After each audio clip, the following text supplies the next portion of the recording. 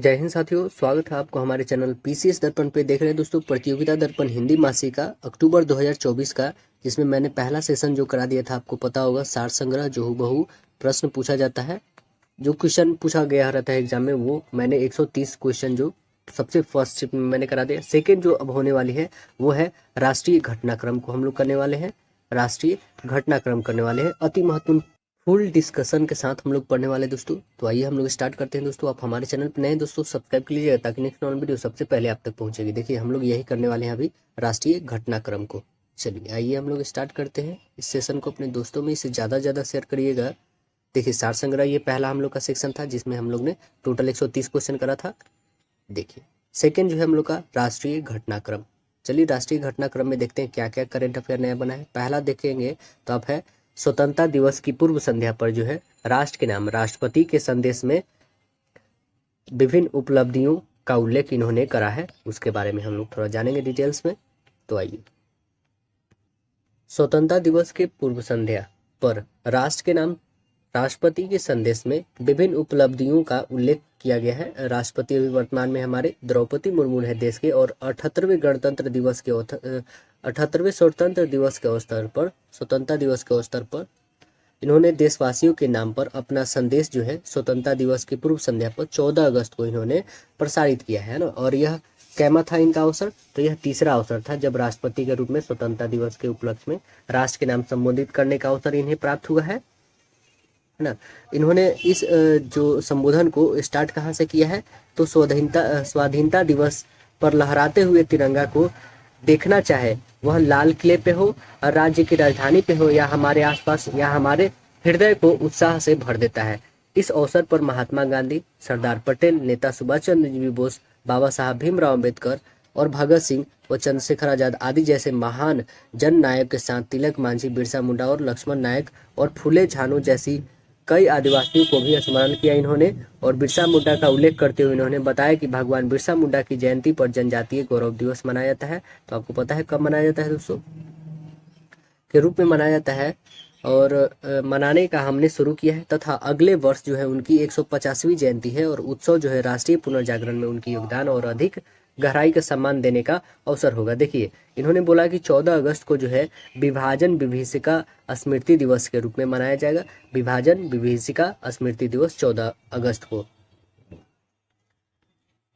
देखिए कह रहे हैं कि माताओं की जो इस बार जो जन ये हुआ है, चुनाव जो हुआ है इस बार, इनको जो विभाजन विभाषिका स्मृति के दिन जो है विभाजन की भव्यता को इन्होंने राष्ट्रपति ने याद किया है।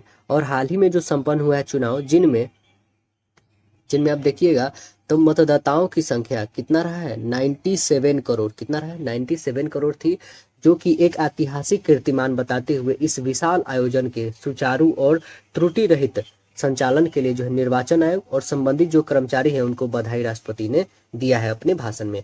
और भारत में सफलतापूर्वक चुनाव संचालित कराने से पूरे विश्व में लोकतांत्रिक शक्ति का जो है ताकत मिलती है। हाल ही के वर्षों में जो देश में हुई तीव्र आर्थिक वृद्धि का उल्लेख करते हुए राष्ट्रपति ने अपने संबोधन में कहा है कि 2021 से लेकर 2024 के बीच में 8% की औसत वार्षिक वृद्धि दर हासिल करके भारत सबसे तेज गति से बढ़ने वाला बड़ी अर्थव्यवस्था में शामिल हुआ है। और इसने न केवल देशवासियों के हाथों में पैसा आया है, बल्कि गरीब रेखा से नीचे रहने वाले लोगों की संख्या में भी कमी हुई है ना। और इससे सभी वर्गों को, मतलब इससे सभी के लिए जो है गर्व की बात पता है। और भारत जो है विश्व की 5वीं सबसे बड़ी अर्थव्यवस्था बन गया है, और शीघ्र ही तीसरी अर्थव्यवस्था बनने के स्थान पर तैयार है। इस सफलता के श्रेय देश के किसानों, श्रमिकों अथवा मेहनत जो है नीति निर्माताओं और उद्यमियों की जो दूरगामी सोच तथा देश के दूरदर्शी नेतृत्व को उन्होंने दिया है ना। हाल ही के वर्षों में देश में जो इंफ्रास्ट्रक्चर को मिली बढ़ावा, सेमीकंडक्टर, आर्टिफिशियल इंटेलिजेंस में हुई प्रगति के बैंकिंग और वित्तीय कार्य कुशलता में हुई वृद्धि को उल्लेख उन्होंने राष्ट्रपति ने करा है। हाल ही में लागू किया गया न्याय संहिता का जो उल्लेख करते हुए संबोधन में इन्होंने कहा कि जुलाई से जो भारतीय न्याय संहिता लागू करने में हमने औपनिवेशिक युग का एक अवशेष को हटा दिया है। नई संहिता का उद्देश्य जो है केवल दंड देने की बजाय अपराध पीड़ितों के लिए न्याय सुनिश्चित करना है ना। और इस बदलाव को स्वाधीनता सेनानियों के प्रति श्रद्धांजलि के रूप में देखते हुए उन्होंने कहा है कि आज के युवा हमारी स्वतंत्रता की शताब्दी तक के अमृत काल को, यानी आज से लगभग 1/4 सदी के कालखंड को जो है स्वरूप प्रदान करेंगे और उनकी ऊर्जा और उत्साह के बल पर ही हमारी देश जो नई ऊंचाइयों तक पहुंचेगा, है ना। अपने इस संबोधन के अंत में पुनः से जो है उन्होंने सेना और जवानों, पुलिस और सुरक्षा बलों, न्याय पालिका और सिविल सेवाओं के जो सदस्य के साथ साथ विदेश में नियुक्त जो दूतावास कर्मियों और प्रवासी समुदाय के साथ साथ सभी देशवासियों को उन्होंने शुभकामनाएं और स्वतंत्रता दिवस की बधाई राष्ट्रपति ने दी। अब अगला जो आता है हम लोग का 78वें स्वतंत्रता दिवस, जो 78वें स्वतंत्रता दिवस के अवसर पर जो है लाल किले के प्रचारी से प्रधानमंत्री नरेंद्र मोदी का राष्ट्र के नाम संबोधन जो इन्होंने करा है, इसके बारे में भी हम लोग थोड़ा जानते हैं। प्रधानमंत्री नरेंद्र मोदी जो है 15 अगस्त 2024 को 78वें स्वतंत्रता दिवस के अवसर पर दिल्ली के लाल किला पर जो है प्राचीर से ध्वजारोहण के बाद जो है देश के अपने संबोधन में सर्वप्रथम देश की आज़ादी के लिए जीवन समर्पित करने वाले प्रति नमन जो है करते हुए देश को उनकी ऋणी बताया और ऐसे महापुरुष के प्रति श्रद्धाभाव व्यक्त किया।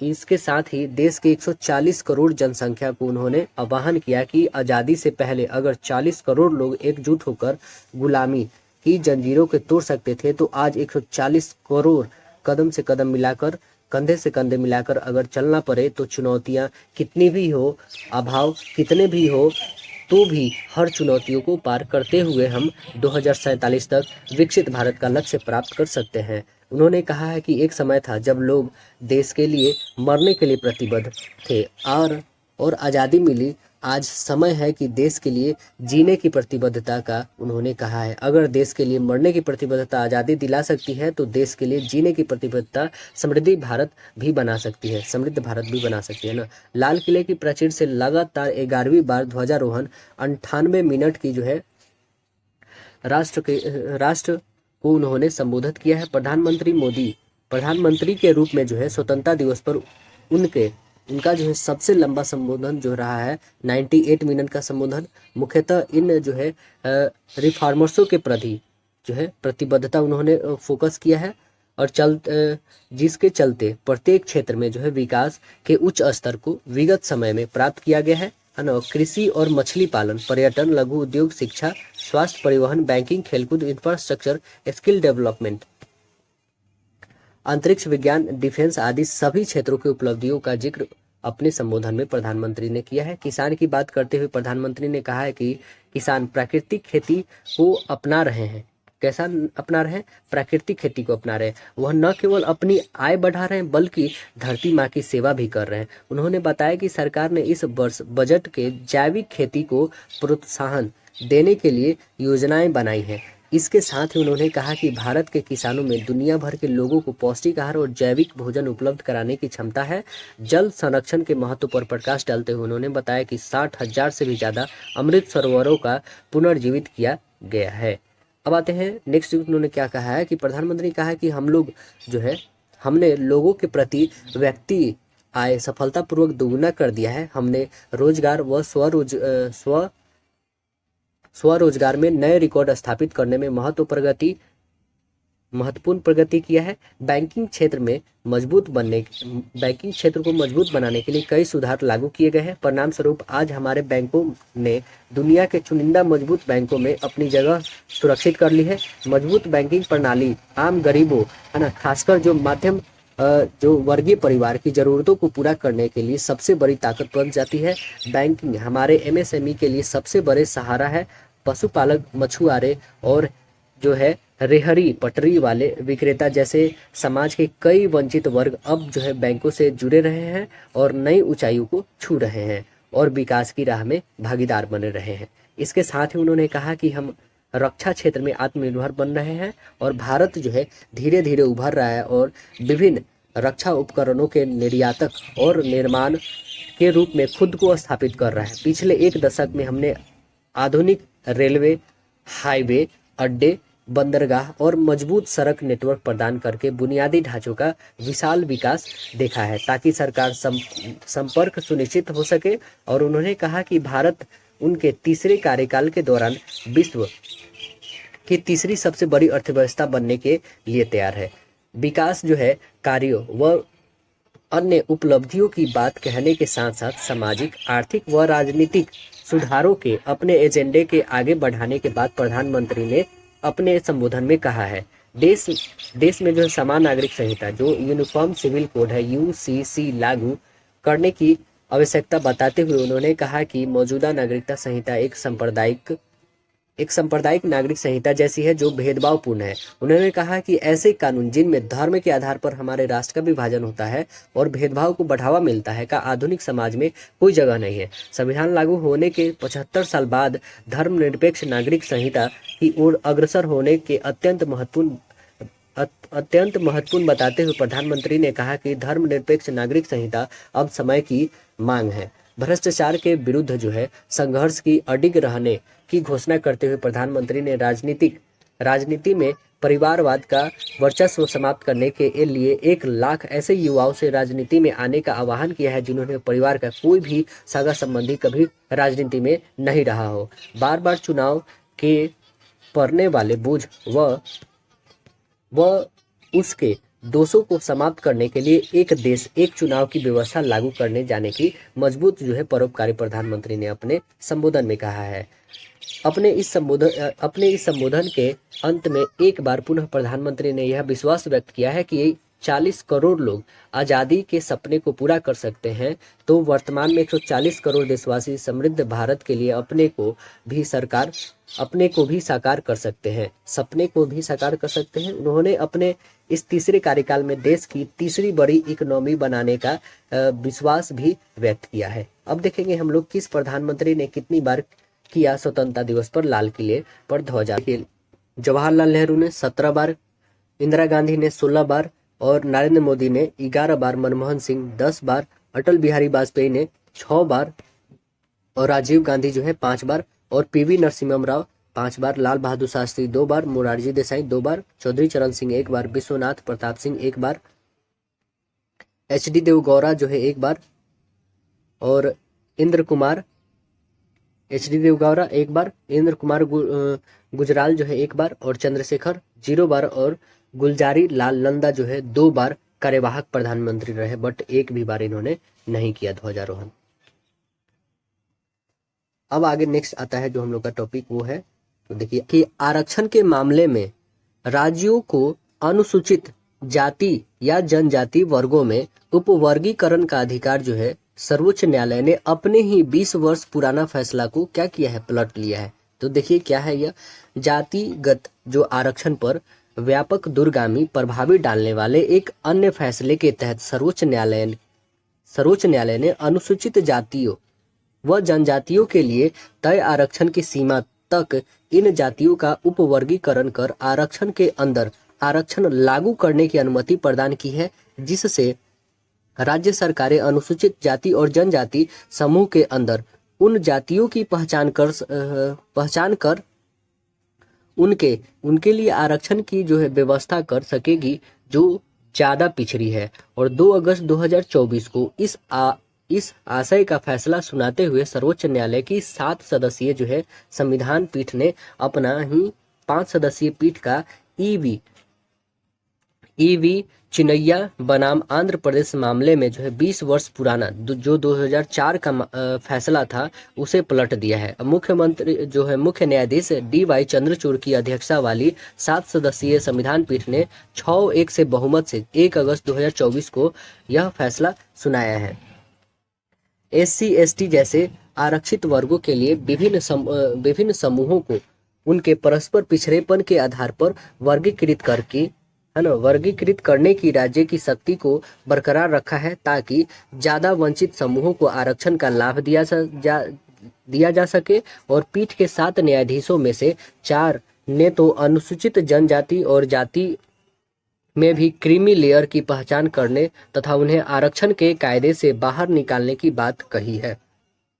पीठ के 7 सदस्यों में जो मुख्य न्यायाधीश DY चंद्रचूड़ के अतिरिक्त न्यायमूर्ति B.R. गवई, न्यायमूर्ति विक्रमनाथ और न्यायमूर्ति पंकज मित्थिल और न्यायमूर्ति सतीश चंद्र शर्मा, न्यायमूर्ति मनोज मिश्रा और न्यायमूर्ति बेला एम त्रिवेदी शामिल थे। 7 न्यायाधीश की पीठ ने इस मामले में 6 फैसले दिए हैं। इनमें से मुख्य न्यायाधीश न्यायमूर्ति चंद्रचूड़ व न्यायमूर्ति मनोज मिश्र ने एक साथ, जबकि न्यायमूर्ति V.R. गवई और न्यायमूर्ति विक्रमनाथ और न्यायमूर्ति पंकज मित्तल व न्यायमूर्ति सतीश चंद्र शर्मा ने अलग अलग फैसले लिखे हैं, जबकि न्यायमूर्ति बेला एम त्रिवेदी ने असहमति का फैसला दिया है। मतलब 7 गो में से एक ही असहमति है, नहीं तो 6 जो है सहमत है इस बातों से। अब आते हैं अगला जो है भारत के 85 आर्द्र भूमि 85 आर्द्र भूमि अब जो है रामसर स्थलों में सूची में है। तो देखिए ये 85 के 85 आपको याद होना चाहिए, लगभग तो याद ही होने चाहिए कुछ ना कुछ इसमें आपको, ठीक है ना। बहुत इंपॉर्टेंट है ये रामसर स्थल। भारत में 3 आर्द्र भूमि क्षेत्र मतलब वेटलैंड्स जो है 2024 में रामसर स्थल के रूप में स्वीकार किए गए हैं, जिसमें देश में रामसर जो है संख्या अब कितना हो गया, 85 हो गया। रामसर स्थलों की सूची में डाले गए 3 नए जो आर्द्र भूमि क्षेत्र कौन है, तमिलनाडु के जो है नंजारायण, तमिलनाडु के क्या है नंजारायण पक्षी अभयारण्य और काजू वैली पक्षी अभयारण्य तथा ये 2 हैं कहाँ के, तमिलनाडु के। और मध्य प्रदेश के है तवा जलाशय है ना शामिल है, जिसमें रामसर स्थल में शामिल किए जाने की जानकारी केंद्रीय पर्यावरण और वन जलवायु परिवर्तन मंत्री जो है श्री भूपेश यादव जी ने 14 अगस्त को बताया है। 14 अगस्त 2024 को 2 तमिलनाडु का और 1 मध्य प्रदेश का, 3 नए जुटे। इस वर्ष से पहले मतलब इसी वर्ष इससे पहले जो है बिहार, पूर्व बिहार स्थित नागी जलाशय और नाकटी जलाशय को भी जो है तथा इससे पहले जो है इससे पहले 5 अन्य आर्द्र भूमि क्षेत्रों को रामसर स्थल में शामिल किया गया था। इस प्रकार 2024 के दौरान जो है 10 आर्द्र भूमि क्षेत्र रामसर स्थल में अधिसूचित किए जा चुके हैं अभी तक। इससे देश में रामसर स्थलों की कुल संख्या 85 हो गई है, जिनकी क्षेत्रफल देख रहे हैं यहाँ पे 13,58,068 हेक्टेयर है। इससे पहले 2013 तक जो है देश में रामसर स्थलों की संख्या मात्र 26 थी और 59 आर्द्र भूमि क्षेत्रों की संख्या 2014 से 2024 तक बढ़ोतरी हुई है ना। इस सूची में 2022 में आप देखोगे तो 19 को शामिल किया गया है और 10 को जो है 2024 में किया गया है। और सबसे ज्यादा भारत के 85 रामसर स्थल में सबसे ज्यादा तमिलनाडु में है कितना, 18, और दूसरे स्थान पे है 10 को किसके पास, तो उत्तर प्रदेश के पास। वेटलैंड्स के महत्व को समझते हुए उसके संरक्षण के लिए अंतर्राष्ट्रीय संधि समझौता हस्ताक्षर जो है वो कब होता है, 2 फरवरी 1971 को होता है। कहाँ पे होता है, तो ईरान में होता है, ईरान के रामसर शहर में होता है। और इसके तहत अंतर्राष्ट्रीय महोत्सव ऐसे आर्द्र भूमि क्षेत्रों की पहचान किया गया जिन्हें रामसर स्थल साइट कहा जाता है। और भारत जो है 1982 में इसमें रामसर संधि में शामिल हुआ। कब हुआ, 1982 में। अब आते हैं हम लोग थोड़ा जान लेते हैं कौन कहाँ कहाँ है, बहुत ही इंपॉर्टेंट है। भारत के सभी 85 रामसर स्थलों की सूची आप देखो अगस्त 2024 की स्थिति के अनुसार। देखो अभी जो जुटा है नांजा रायन पक्षी अभयारण्य जो कहाँ है, तमिलनाडु में है ना। काजू वैली पक्षी अभयारण्य तमिलनाडु में है। तवा जलाशय मध्य प्रदेश में। ये 3 अभी जुटा है जस्ट, ठीक है। इससे पहले 82 था। अब देखते हैं अघनाशिनी जो है ज्वारनद मुख, यह कहाँ पे पड़ता है, अघनाशिनी ज्वारनद मुख कर्नाटक में पड़ता है। मगादी केरे संरक्षण रिजर्व कर्नाटक में है। कराई वेट्टी पक्षी अभयारण्य कहाँ है, तमिलनाडु में है। लॉन्गवुड सेला रिजर्व फॉरेस्ट कहाँ है, तो तमिलनाडु में ही है। अगला देखें अंक समुद्र पक्षी अभयारण्य रिजर्व कर्नाटक में है। नागी पक्षी अभयारण्य बिहार में है। नकटी पक्षी अभयारण्य बिहार में है। तमपारा झील जो है ओडिशा में है, तमपारा ओडिशा में। हीराकुंड जलाशय ओडिशा में।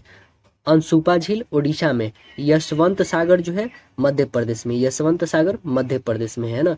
चित्रागुंडी पक्षी अभयारण्य तमिलनाडु में। सुचिंद्रम थेरूर वेटलैंड कॉम्प्लेक्स तमिलनाडु में है। वदुवूर पक्षी अभयारण्य तमिलनाडु में है। कंजीर कुलम पक्षी अभयारण्य यह भी तमिलनाडु में है। कंजीर कुलम पक्षी अभयारण्य तमिलनाडु में। थाने क्रीक जो है महाराष्ट्र में है। हंगाम वेटलैंड संरक्षण जम्मू कश्मीर में पड़ता है। सालबुद्ध वेटलैंड संरक्षण रिजर्व जम्मू कश्मीर में पड़ता है। नंदा झील गोवा में है, नंदा झील गोवा में। कीरी पक्षी अभयारण्य तमिलनाडु में है। पल्लीकरनई मार्स रिजर्व तमिलनाडु में है। पीचवरम मैग्रोव वन जो है तमिलनाडु में है। मन्नार की खाड़ी समुद्री बायोस्फीयर रिजर्व कहाँ पे है? यह भी तमिलनाडु में है। वेम्बनूर वेटलैंड कॉम्प्लेक्स तमिलनाडु में है। वेलोड पक्षी अभयारण्य तमिलनाडु में है। उदय थर्डमपुरम पक्षी अभयारण्य तमिलनाडु में है। वेदांतगल पक्षी अभयारण्य तमिलनाडु में है। रंगनाथीटू पक्षी अभयारण्य कर्नाटक में है। और संख्या सागर जो है कहाँ पे है? तो आप बोलोगे मध्य प्रदेश में। संख्या सागर मध्य प्रदेश में। सिरपुर वेटलैंड मध्य प्रदेश में। कुंथानकुलम पक्षी अभयारण्य तमिलनाडु में है। सतकोसिया गॉर्ज ओडिशा में है। पाला वेटलैंड मिजोरम में है। बखीरा अभयारण्य उत्तर प्रदेश में है। भिंडवास वन्यजीव अभयारण्य हरियाणा में है। सुल्तानपुर राष्ट्रीय उद्यान हरियाणा में है। हैदरपुर राष्ट्रीय क्षेत्र जो है उत्तर प्रदेश में है। हैदरपुर आर्द्र क्षेत्र जो है वछवाना आर्द्र भूमि क्षेत्र जो है गुजरात में पड़ता है। थोल झील गुजरात में है। खजड़िया वन्यजीव अभयारण्य गुजरात में है। तसोकार वेटलैंड कॉम्प्लेक्स जो है लद्दाख में है। सूर सरोवर उत्तर प्रदेश में है। आसन संरक्षण जो है रिजर्व उत्तराखंड में है। कवरतल वेटलैंड बिहार में है। लोनार झील महाराष्ट्र में है। समन पक्षी अभयारण्य उत्तर प्रदेश में है। समन पक्षी अभयारण्य उत्तर प्रदेश में। पार्वती अर्गा पक्षी अभयारण्य उत्तर प्रदेश में है। समसपुर पक्षी अभयारण्य उत्तर प्रदेश में है। व्यास संरक्षण रिजर्व पंजाब में है। कोसोपुर मियानी सामुदायिक रिजर्व जो है पंजाब में पड़ता है। नांगल वन्यजीव अभयारण्य पंजाब में है। और नवाबगंज पक्षी अभयारण्य उत्तर प्रदेश में। सैंडी पक्षी अभयारण्य उत्तर प्रदेश में। सरसरई नवार झील जो है उत्तर प्रदेश में है। नांदूर मदमेश्वर जो है नांदूर मदमेश्वर महाराष्ट्र में है। सुंदरबन वेटलैंड पश्चिम बंगाल में है। नल सरोवर पक्षी अभयारण्य गुजरात में है। ऊपरी गंगा उत्तर प्रदेश में है। चंद्रताल वेटलैंड हिमाचल प्रदेश में है। होकरा वेटलैंड बताइए, होकरा वेटलैंड जम्मू कश्मीर में है। रेणुका वेटलैंड हिमाचल प्रदेश में है। रुद्र सागर झील त्रिपुरा में है। सुरिनसर मानस झीलें जो है जम्मू कश्मीर में है। अष्टमुदी वेटलैंड जो है केरल में है। अष्टमुदी केरल में है। भीतरकनिका मैग्रोव जो है ओडिशा में है। भीतरकनिका मैग्रोव ओडिशा। भोज वेटलैंड मध्य प्रदेश में। दीपोर बाल असम में है। और पूर्वी कोलकाता वेटलैंड जो है पश्चिम बंगाल में है। पूर्वी कोलकाता वेटलैंड जो है पश्चिम बंगाल में है। और कांजली वेटलैंड पंजाब में है। कोलेरू झील जो है आंध्र प्रदेश में है। पॉइंट कैलीमेरे वन्यजीव अभयारण्य और पक्षी अभयारण्य तमिलनाडु में है। पोंग डैम झील जो है हिमाचल प्रदेश में पड़ता है। और रोपर वेटलैंड जो है पंजाब में पड़ता है। तसोमररी कहाँ पे पड़ता है? लद्दाख में पड़ता है। वेम्बनाड कोल वेटलैंड जो है केरल में है। अस्थामकोट्टाम झील केरल में है। वुलर झील जम्मू कश्मीर में। हरिके वेटलैंड पंजाब में है। लोकटक झील मणिपुर में है। सांभर झील राजस्थान में है। चिल्का झील ओडिशा में है। केवल देव राष्ट्रीय उद्यान जो है कहाँ? राजस्थान में है। सबसे पहला वाला है 1981 में केवलादेव राष्ट्रीय उद्यान। और चिल्का झील यह भी है ओडिशा का सबसे पहले। देखिए एक बहुत ही दुखद घटना है। केरल में जो है वायनाड में भूस्खलन हो गया है, से तबाही हो गया वहाँ पे। वर्षा के कारण जो है गत जुलाई और अगस्त माह में हिमाचल प्रदेश व उत्तराखंड सहित देश के जो है अनेक भागों में भूस्खलन हुआ है। मतलब जो पुल जो है टूटने व बाढ़ जैसी स्थितियां उत्पन्न हुई है। यद्यपि केरल के प्राकृतिक सौंदर्य से भरपूर वायनाड जिले में भारी वर्षा के कारण बड़े पैमाने पर 30 जुलाई 2024 को जो है तड़के हुए और भूस्खलन ने तबाही मचा दी है। और मौसम विज्ञान विभाग के अनुसार अकेले 30 जुलाई को एक ही दिन में कितना 141.8 एम जो है वर्षा हुआ है। 141 mm समझ रहे, मतलब 142 mm लगभग वर्षा हुआ है वहाँ पे। जो सामान्य कितना है? मात्र 23 mm, लगभग 24 mm है।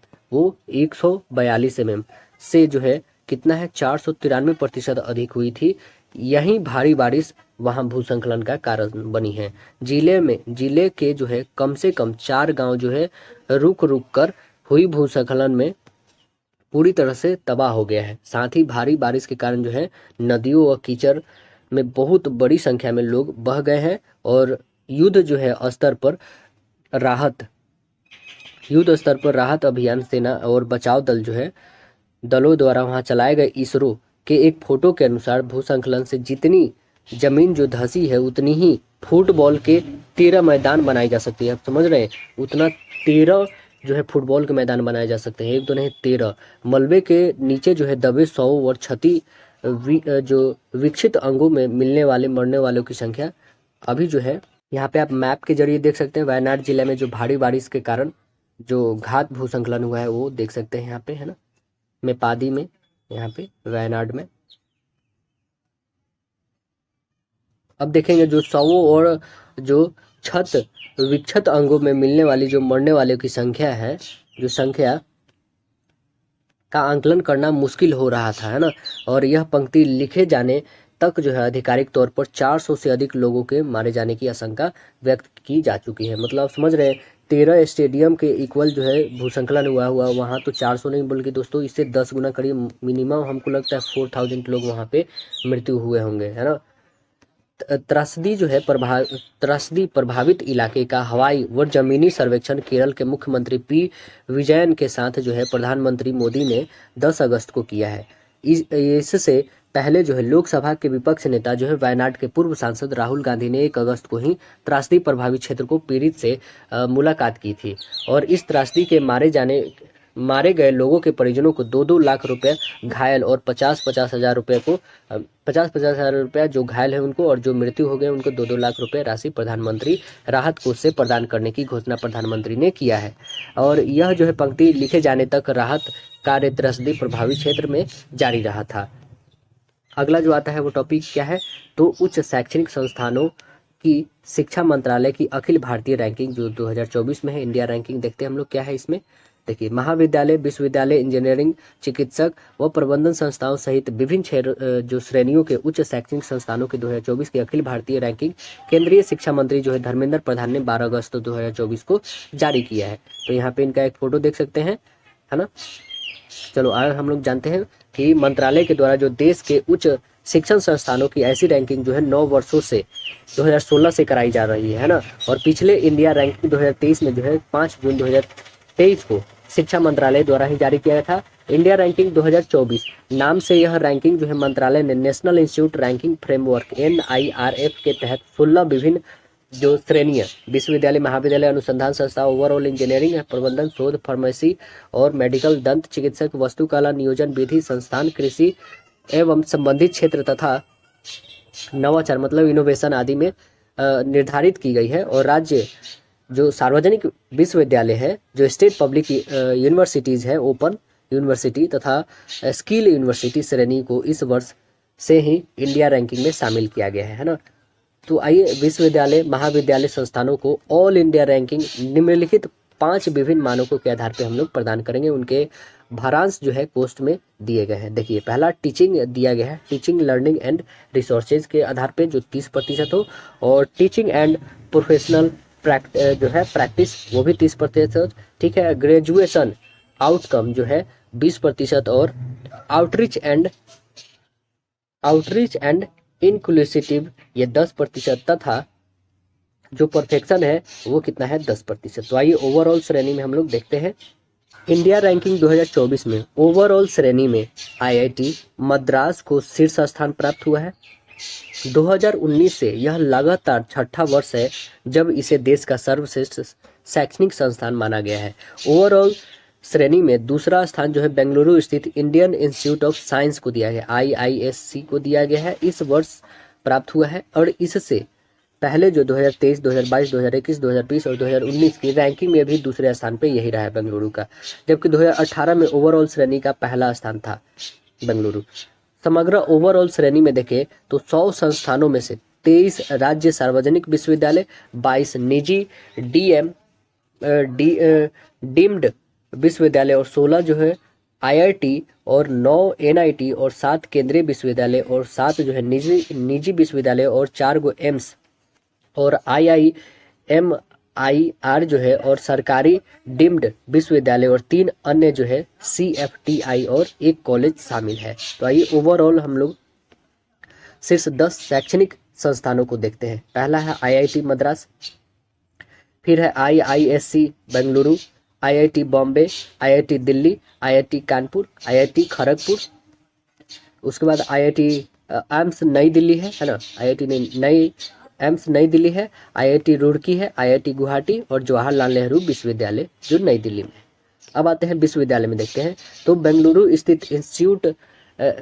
स्थित Indian institute of science IISc को यूनिवर्सिटी वर्ग में लगातार 9 वर्ष 2016 से 2024 तक शीर्ष स्थान प्राप्त हुआ है, जबकि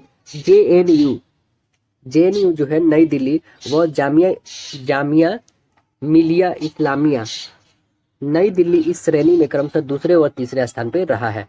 अब आते हैं शीर्ष विश्वविद्यालय के बारे में देख लेते हैं। तो IISc जो बेंगलुरु जो है फर्स्ट पे रहा, जवाहरलाल नेहरू विश्वविद्यालय सेकंड पे, जामिया मिलिया इस्लामिया नई दिल्ली तीसरे पे, चौथे पे जो है मणिपाल अकादमी ऑफ हायर एजुकेशन मणिपाल में है जो है, BHU वाराणसी, उसके बाद दिल्ली यूनिवर्सिटी, उसके बाद अमृत विश्व विद्यापीठ कोयम्बटूर में जो है, और AMU जो है अलीगढ़ में है, और जादवपुर विश्वविद्यालय जो कोलकाता में है, और उसके बाद आता है BIT जो वल्लोर में है। बात है कॉलेज में। तो कॉलेज की श्रेणी में दिल्ली स्थित जो है हिंदू कॉलेज इस श्रेणी की पहले स्थान पर रहा है, और विगत 7 वर्षों में 2017 से 23 तक के पहले स्थान पर कौन था? मिरांडा हाउस, जो दिल्ली को इसने विस्थापित किया है। मिरांडा हाउस वो दिल्ली स्थित जो है सेंट स्टीफन्स कॉलेज इस वर्ष क्रमशः दूसरे और तीसरे स्थान पर रहे।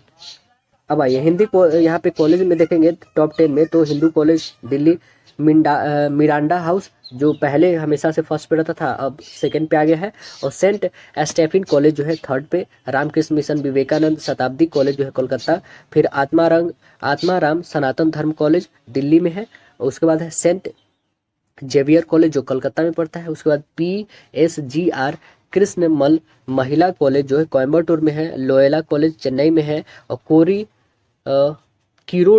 किरोडीमल कॉलेज जो है दिल्ली में है, और lady Shri Ram college for women जो है ये कहाँ पे है? दिल्ली में है। अब आते हैं हम लोग इंजीनियरिंग श्रेणी में, देखोगे आप इसमें तो 8 जो है भारतीय प्रौद्योगिकी संस्थान है IITS है ना, इस वर्ष जो 2024 में IIT मद्रास पहले स्थान पे, दिल्ली दूसरे स्थान पे, तीसरे स्थान पे बम्बई स्थान रहा है, ठीक है ना।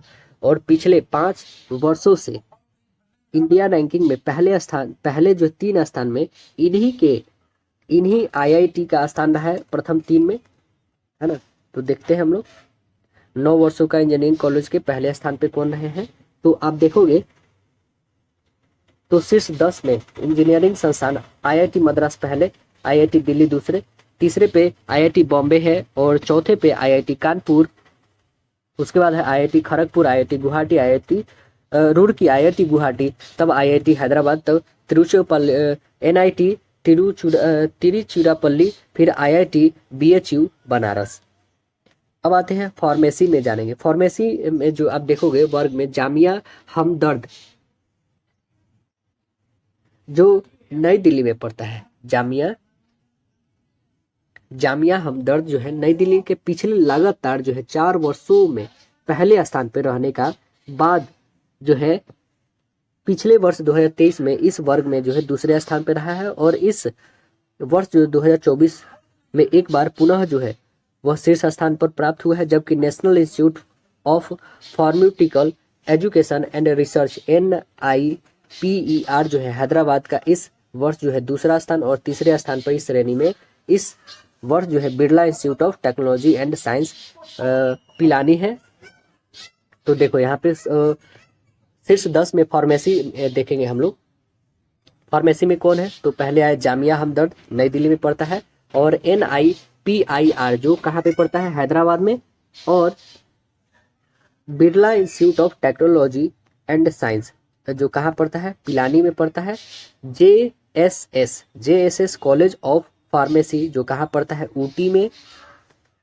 इंस्टीट्यूट ऑफ केमिकल टेक्नोलॉजी कहाँ पड़ता है? मुंबई में है। JSS कॉलेज ऑफ फार्मेसी कहाँ पड़ता है? मैसूर में है। पंजाब यूनिवर्सिटी कहाँ है? चंडीगढ़ में है। Manipal college of pharmaceutical sciences कहाँ पे पड़ता है? उरप्पी में पड़ता है। और NIPIR जो है मोहाली में पड़ता है। और Narsee Monjee institute of management study जो है मुंबई में पड़ता है। प्रबंधन यानी मैनेजमेंट के अकॉर्डिंग हम लोग देखेंगे तो सबसे ऊपर में है अहमदाबाद, इस बार पहले स्थान पे रहा है। फिर है IIM, और बेंगलुरु दूसरे स्थान पे, और तीसरे स्थान पे कोझिकोड रहा है। और पिछले 4 वर्षों से इंडिया की रैंकिंग इसी पहले तीसरे स्थान में संस्थान रही थी। प्रबंधन वर्ग में पहले जो है 10 में 7 स्थान जो है भारतीय प्रबंधन IIMs के हैं। तो देखें हम लोग, देखोगे अब तो पहला पे आता है अहमदाबाद, दूसरा पे बेंगलुरु, तीसरा पे है कोझिकोड, चौथा पे दिल्ली, और पांचवे पे कोलकाता, और छठे पे जो है मुंबई, सातवें पे लखनऊ है। उसके बाद IIM जो है इंदौर है। उसके बाद है XLRI जो है जमशेदपुर, और उसके बाद है IIM बॉम्बे है। अब वास्तुकला के क्षेत्र में हम लोग देखते हैं, तो इस बार जो है रुड़की पहले स्थान पे, उसके बाद खड़गपुर, और उसके बाद national institute of technology Calicut जो है कोझिकट, और तीसरे स्थान पे रहे हैं। वर्ष 2022 में इंडिया रैंकिंग में पहले 3 स्थान पे इन्हीं के थे, और पिछले दूसरे वर्ष में NIT कालीकट का भी था दूसरा स्थान। देखो यहाँ पे वास्तुकला और योजना के स्थान पे तो रुड़की पहले पे है, दूसरे पे खड़गपुर, और तीसरे पे NIT कालीकट कोझिकट है, चौथे पे है IIST जो है शिवपुर हावड़ा में पड़ता है कोलकाता, और school of planning and architect जो है नई दिल्ली में पड़ता है। और इसके बाद है centre for environmental planning and technology university Ahmedabad में है, जामिया मिलिया इस्लामिया नई दिल्ली में है, national institute of technology Tiruchirappalli Tamil Nadu में है, national institute of technology Rourkela Orissa में पड़ता है, और विश्वेश्वरैया राष्ट्रीय प्रौद्योगिकी संस्थान नागपुर जो महाराष्ट्र में पड़ता है। अब आते हैं विधि यानी कानून, लॉ। इसमें देखोगे आप तो law school of India university जो है बेंगलुरु का है, जबकि लॉ नेशनल यूनिवर्सिटी नई दिल्ली स्थित दूसरे, और तीसरे पे जो है कौन है NALSAR university of law Hyderabad तीसरे स्थान पर है। पिछले वर्ष 2023 में इंडिया रैंकिंग में पिछले तीनों का यही स्थान था सेम। तो आजा देखते हैं हम लोग, सिर्फ 5 ही लॉ संस्थान है। देखिए, national law school of India university जो बेंगलुरु में है, नेशनल लॉ यूनिवर्सिटी नई दिल्ली में है, NALSAR university of law Hyderabad में है, और चौथा है पश्चिम बंगाल राष्ट्रीय विधि विज्ञान जो है विश्वविद्यालय कोलकाता में है, और पांचवा जो है सिम्बायोसिस लॉ कॉलेज जो कहाँ पे है, स्कूल पुणे में है। अब आते हैं मेडिकल संस्थान में, तो मेडिकल में देखो पहला स्थान all India institute of medical science नई दिल्ली को आता है, दूसरा स्थान जो चंडीगढ़ को, तीसरा स्थान जो है क्रिश्चियन मेडिकल कॉलेज वेल्लोर को आता है। पिछले 5 वर्षों में इंडियन रैंकिंग में यही श्रेणी पहले 3 स्थान पे रहे हैं तीनों।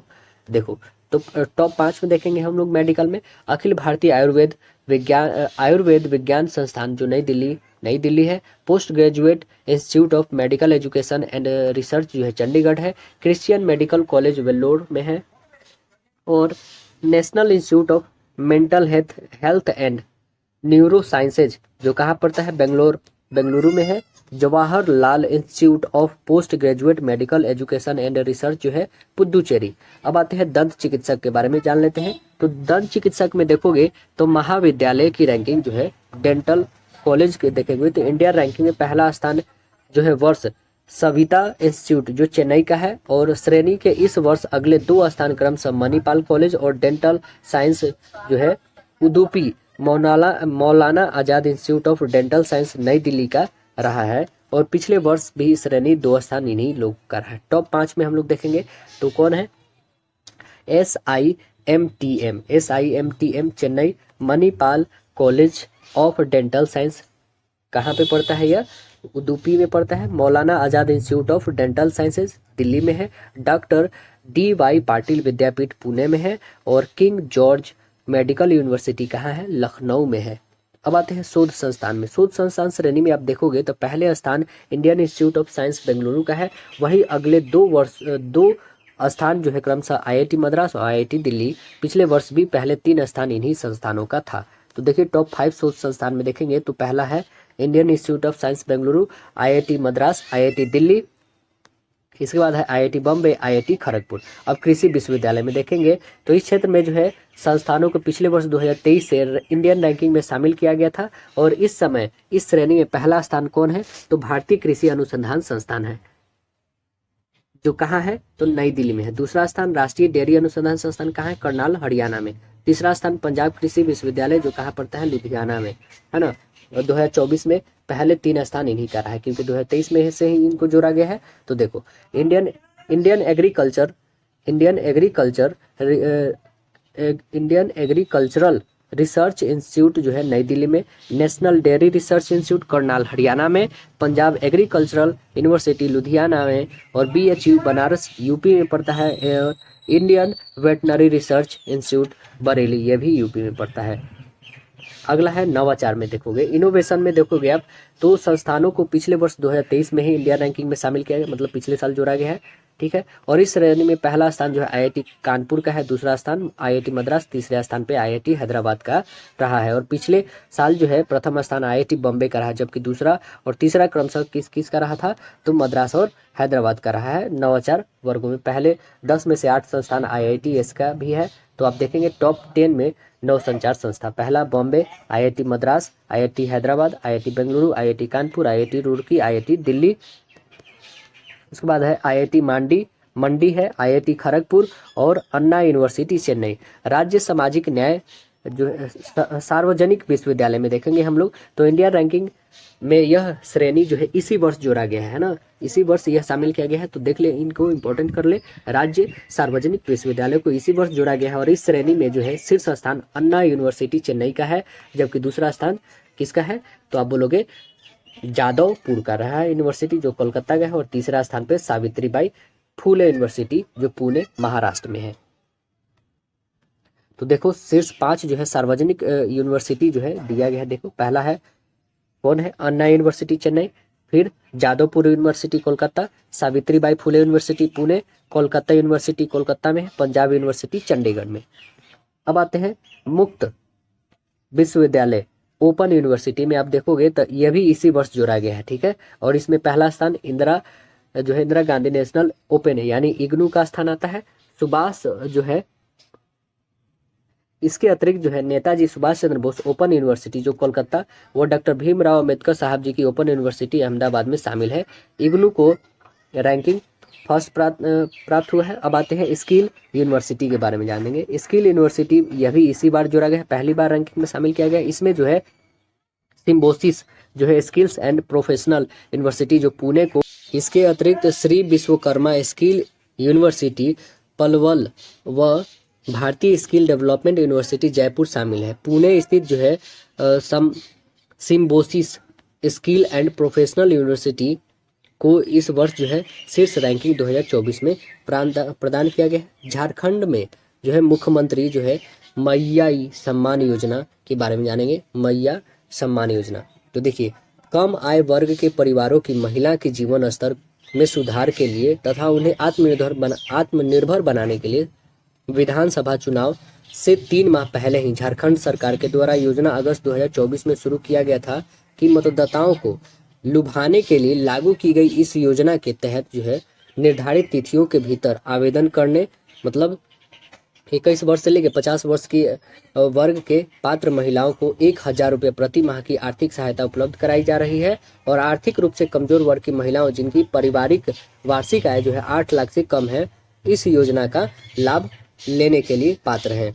महिला के परिवार का जो है कोई सदस्य सरकारी कर्मचारी या आयकर दाता नहीं होना चाहिए। योजना के तहत जो है 45 लाख महिलाओं के आवेदन निर्धारित तिथि जो है 3 से 15 अगस्त 2020 के भीतर प्राप्त हुए, जिससे पहले जो है लगभग 93% के लिए यह सहायता जो है स्वीकृति कर दिया गया तथा योजना की 1,000 की पहली किस्त वितरण की मुख्यमंत्री जो है हेमंत सोरेन के द्वारा अगस्त माह में कर भी दिया गया। अगला देखते हैं जम्मू कश्मीर व हरियाणा विधानसभाओं हेतु चुनाव जो कार्यक्रम घोषित हुआ है। दोनों विधानसभाओं हेतु मतगणना जो है 4 अक्टूबर को हुआ है। इसके बारे में थोड़ा हम लोग जानते हैं। चुनाव जो है 16 अगस्त 2024 को करा दिया गया था। इसके तहत जम्मू कश्मीर में जो है मतदान 3 चरण में हुए थे। और जो हमारा अभी लोकसभा का चुनाव वो कितने चरण में हुआ था दोस्तों? 7 चरणों में हुआ था, आपको पता होना चाहिए। और कब हुआ था? तो यह 4 जून को जो है इसका रिजल्ट आया था और 9 जून को प्रधानमंत्री ने शपथ ग्रहण किया था, है ना। और टोटल कितने दिन चला था? 44 दिन चला था, 7 चरणों में हुआ था, है ना। और पहला चरण में कितना वोट हुआ था? तो 102 सीटों का हुआ था, है ना। दूसरे पे कितना हुआ था बता दो? तो 97 का हुआ था। तो देखिए ऐसे टोटल 7 चरणों में हुआ था। तो हम लोग अभी जानेंगे जम्मू कश्मीर और हरियाणा के बारे में। तो यहाँ जो है 16 अगस्त 2024 को करा दिए। इसके तहत जो जम्मू कश्मीर में मतदान 3 चरणों में क्रमशः 18 से लेकर 25 सितंबर तक 1 अक्टूबर को कराया गया है ना। जबकि हरियाणा विधानसभा में 90 सीटों के लिए मतदान एक ही दिन में 1 अक्टूबर को होगा, मतलब 1 ही अक्टूबर को होगा सीधे। और दोनों विधानसभाओं की सीटों पर जो है मतगणना 4 अक्टूबर 2024 को होगी, ठीक है। और जम्मू कश्मीर में पहले चरण में 18 सितंबर को 24 सीटों के लिए और दूसरे चरण में 25 सितंबर को 26 सीटें के लिए और तीसरे चरण पे 1 अक्टूबर को 40 सीटें के लिए मतदान करने की घोषणा चुनाव आयोग ने किया है। अब जम्मू कश्मीर विधानसभा के लिए जो है 10 वर्षों के अंतराल के बाद यह चुनाव होने जा रहा है। और वहाँ इससे पहले 2014 में 25 नवंबर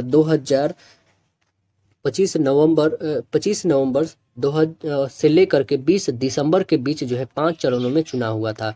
तब उसे न केवल राज्य का दर्जा प्राप्त था बल्कि संविधान के अनुच्छेद 370 के तहत विशेषाधिकार भी प्राप्त थे तथा विधानसभा सभा का जो है कार्यकाल 6 वर्ष का हुआ करता था।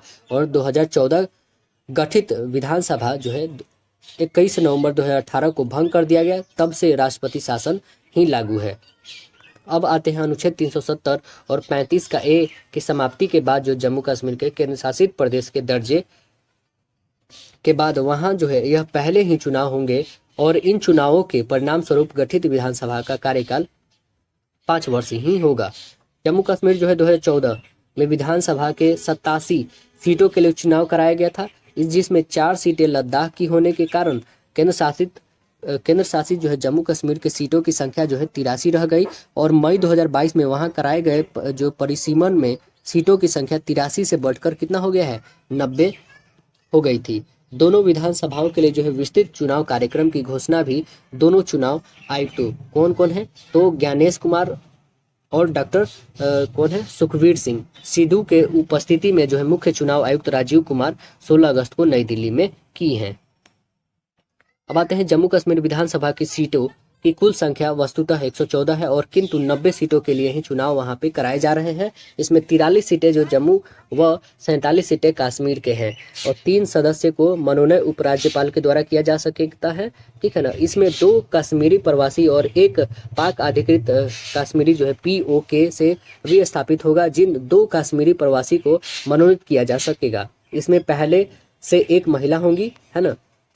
जम्मू कश्मीर विधानसभा की जो 24 सीटें पाक अधिकृत कश्मीर POK में है और इस प्रकार विधानसभा की सीटों की कुल संख्या जो है 114 है और पाक अधिकृत क्षेत्र की 24 सीटें पर चुनाव कराना अभी संभव नहीं है। इस प्रकार जो है 90 सीटों के लिए ही होगा। अब आते हैं हम लोग SSLV D3 की सफल उड़ान हुई और EOS 08 जो है वांछित कक्षा में स्थापित। यह भारतीय अंतरिक्ष अनुसंधान संगठन यानी इसरो ने एक महत्वपूर्ण ऐतिहासिक उपलब्धि जो अगस्त माह में प्राप्त किया है। और जब देश में ही नवविकसित छोटे उपग्रह प्रक्षेपण यानी small satellite launch vehicle SSLV D3 के जरिए अर्थ जो है ऑब्जर्वेशन सैटेलाइट EOS 08 का सफल परीक्षण 16 अगस्त 2024 को इसने किया है। EOS 08 के साथ ही एक स्टार्टअप कंपनी छोटे सैटेलाइट जो है SRO डेमोसैट का प्रक्षेपण जो है SSLV D3 के उड़ान के द्वारा किया गया। SSLV के जरिए जो है 2 उपग्रहों को वांछित कक्षा में स्थापित किया गया। आंध्र प्रदेश में श्री हरिकोटा सतीश धवन अंतरिक्ष केंद्र के प्रथम लॉन्च पैड से जो प्रक्षेपण 10 से 12 मिनट की उड़ान के बाद जो है 175.5 kg का EOS 08 यान से सफलतापूर्वक अलग हो गया तथा कुछ ही मिनट में स्पेस किड्स इंडियाज के द्वारा विकसित 200 ग्राम का SRO डोमोसैट उपग्रह भी इससे अलग हो गया।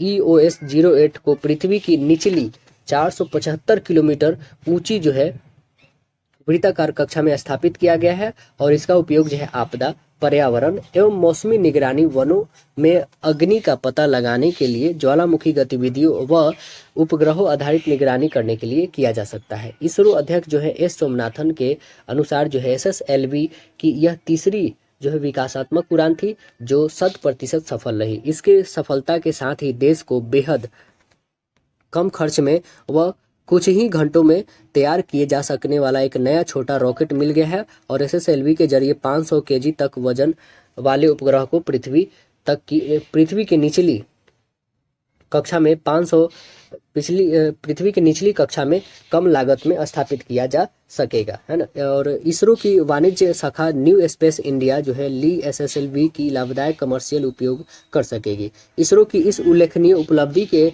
संबंधित जो है वैज्ञानिक व उद्योग को बधाई देते हुए प्रधानमंत्री मोदी ने कहा है कि यह हर्ष का विषय है कि भारत के पास अब एक नया प्रक्षेपण यान है।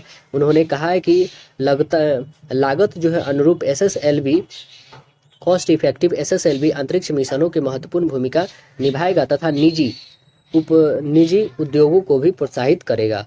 तो उपग्रहों के जो प्रक्षेपण के लिए इसरो के पास 2 रॉकेट जीएसएलवी और पीएसएलवी पहले से है। अंतर्राष्ट्रीय स्तर पर छोटे उपग्रहों के प्रक्षेपण का बाजार काफी तेजी से बढ़ रहा है। इसी प्रक्षेप में तीसरे छोटे रॉकेट एसएसएलवी का विकास इसरो ने किया है। एसएसएलवी रॉकेट की लंबाई जो है 34 मीटर है, व्यास 2 मीटर, वजन 120 टन और इसरो के पीएसएलवी की लागत जहां 130 करोड़ से 200 करोड़ तक ही, वहीं एसएसएलवी का मात्र 30 करोड़ में तैयार किया जा सकता है। एसएसएलवी की 2 विकासात्मक उड़ानें पहले सफलतापूर्वक हो चुकी है। एसएसएलवी D1 की उड़ान 7 अगस्त 2022 को और एसएसएलवी D2 की उड़ान 10 अगस्त 2023 को हुई थी। एसएसएलवी D2 3 उपग्रह है EOS-7 जो जेनुस 1 और आदि सेट 2 प्रक्षेपित किए गए।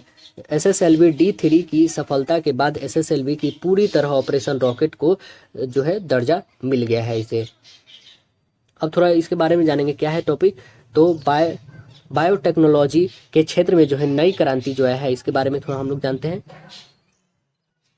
नई क्रांति के लिए जो है बायो E3 नीति को मंत्रिमंडल की मंजूरी दिया गया है। देखो, बायोटेक्नोलॉजी के क्षेत्र में एक महत्वपूर्ण कदम उठाते हुए केंद्रीय मंत्रिमंडल ने बायो मैन्युफैक्चरिंग को बढ़ावा देने के लिए बायोटेक्नोलॉजी विभाग का जो है प्रस्तावित बायो E3 जो है biotechnology for economy, environmental and employment नीति को मंजूरी 24 अगस्त 2024 को प्रदान किया है। नए शोध, बिजनेस और जो है नवाचार को बढ़ावा देकर पर्यावरण अनुकूल विकास पर ध्यान यह नीति केंद्रित करेगी, जिससे रोजगार के नए अवसर सृजित होंगे तथा अर्थव्यवस्था को मजबूती मिलेगी। एक ऐसे भारत के निर्माण की दिशा में एक आगे बढ़ेगी, है ना, यह आगे बढ़ेगी और बायोटेक्नोलॉजी में आगे हो। सरकार की नेट जीरो कार्बन अर्थव्यवस्था जो है नेट जीरो कार्बन इकोनॉमी, पर्यावरण के लिए जैव शैली, life style of environment and चक्रीय जैव अर्थव्यवस्था, सर्कल बायो इकोनॉमी को बढ़ावा देकर यह देश को हरित विकास, ग्रीन ग्रोथ के मार्ग पर आगे बढ़ने में गति प्रदान करेगा और वैश्विक चुनौती के लिए जो है अधिक सतत इनोवेटिव और रेस्पॉन्सिव भविष्य को यह नीति बढ़ावा देगा।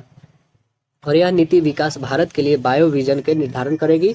और योजना की जानकारी देते हुए केंद्रीय सूचना और प्रसारण मंत्री अश्विनी वैष्णव ने कहा है कि बायो E3 नीति के तहत जो अनुसंधान और विकास के लिए नवाचार, अधिकार समर्थन के द्वारा विभिन्न क्षेत्रों में उद्यमिता को प्रोत्साहित किया जाएगा। और उन्होंने कहा है कि जिस तरह औद्योगिक क्रांति व IT क्रांति हुई थी, वैसे ही अब बायो क्रांति शीघ्र ही होने वाली है। इसके लिए एक अच्छा नीतिगत ढांचा जो है biotechnology for economy, environmental and employment लाया गया है।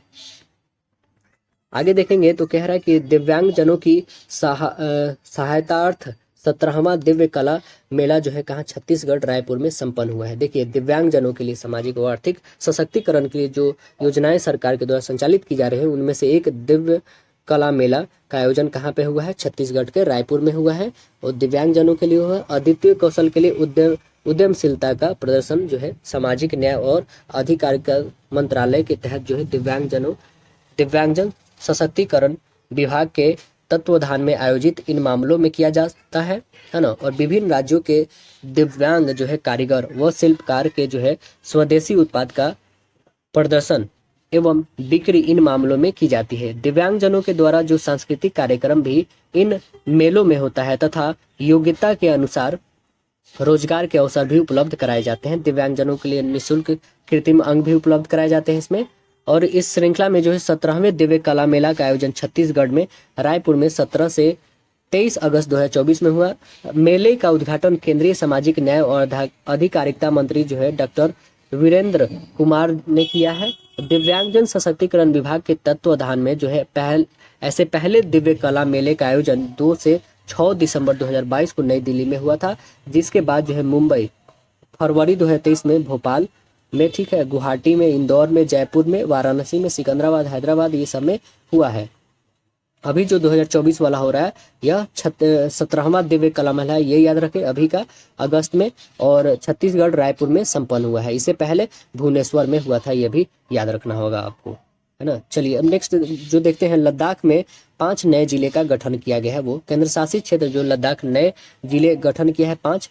केंद्रीय गृह मंत्रालय ने 26 अगस्त 2024 को किया है। यह नए जिले कौन कौन है?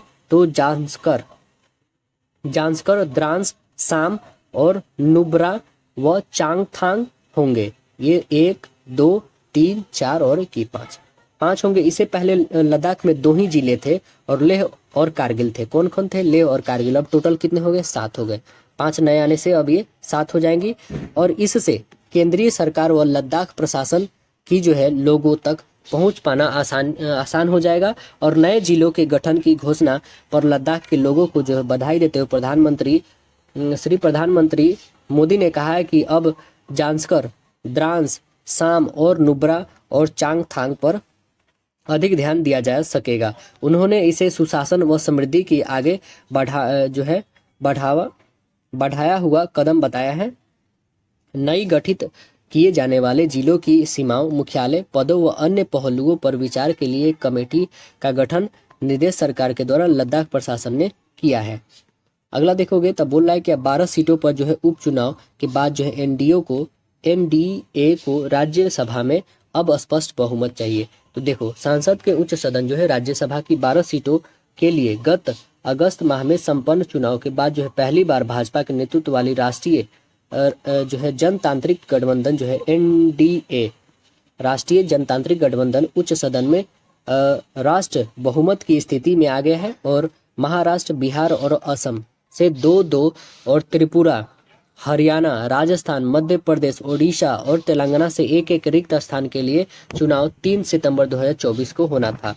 इन 12 रिक्त सीटों में से 10 सीटें ऐसी थी जो उच्च सदन के सदस्य के लोकसभा के लिए निर्वाचित हो जाने से रिक्त हुई थी, जबकि 2 राज्य जो है तेलंगाना व ओडिशा में 1-1, अब आते हैं पृष्ठ नंबर 31 पर, 1-1 जो 18 पृष्ठ का था, 1-1 राज्य जो है 1-1 राज्यसभा सदस्य ने अपनी पार्टी से त्याग पत्र देकर दूसरी पार्टी में शामिल होने के कारण राज्यसभा में भी त्याग पत्र दे दिया था।